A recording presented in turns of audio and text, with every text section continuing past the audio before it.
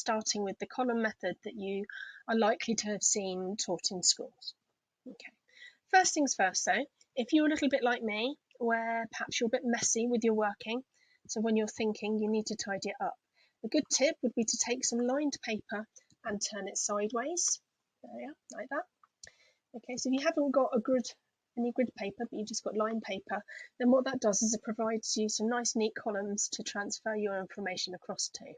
Okay, so now looking at 521 and 184, let's have a look at how those numbers are made up. What we have here is we have the 1 on the 521 represents the units, the 2 represents the tens, and the 5 represents the hundreds.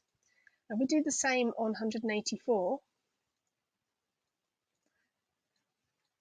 Okay, what we need to make sure is that when we transfer that information across, we line it up correctly. So for the benefit of demonstration purposes, I'm going to write the units, the tens and the hundreds in here. I'll also put the thousands and the 10,000s, and it would go up to the million and so on if we needed it, but today we've got a shorter number. Okay, you don't have to put these down, but it can be useful to do that if you know you tend to transfer things over incorrectly. Okay, so at the top, we're going to bring the first number across. It's 521. That starts under the hundreds. And we're going to subtract 184. Okay, so you can see I've lined up the units correctly and so on. Now, make sure you're really clearly stating that you're subtracting. If you happen to make a mistake within the question, if you've shown the examiner that you are subtracting, then you could still potentially pick up the process marks because it's showing you recognise what calculation needs to be done.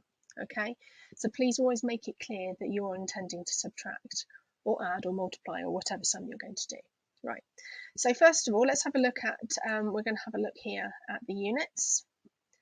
And under the units, we've only got 1. And we want to subtract 4. Don't allow your brain to correct that. It is not 4 subtract 1. We are quite definitely going down the page. We're going down that way. So if you don't have enough on the top number, then what we're going to do is we're going to go to the next door. We're going to go next door here, and we're going to pinch 1 from next door. And we're going to reduce their number to 1, and the one that we've pinched is going to sit next to our digit. Okay. So now in the units, we've got 11, which can take away 4. Fingers, thumbs, toes are definitely allowed in subtraction in my book.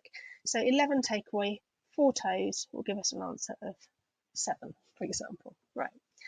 Now we've got a bit of a problem because when you go across now to the tens, we've only got 1 in our tens. And we've got 8 at the bottom. So again, we haven't got enough. So once again, we go across to the next door neighbour. And we are going to cross out that one, and we're going to reduce that number down to 4, and the one we've pinched is going to sit next to our 1 in the tens column. So the tens are 11, take away 8 gives an answer of 3. Okay, and finally we can go back to the hundreds, and this time in the hundreds we've got a number of 4, and we're going to take away the 1, and that's going to give us an answer of 3. So our answer is 337. So that's the column method of subtraction.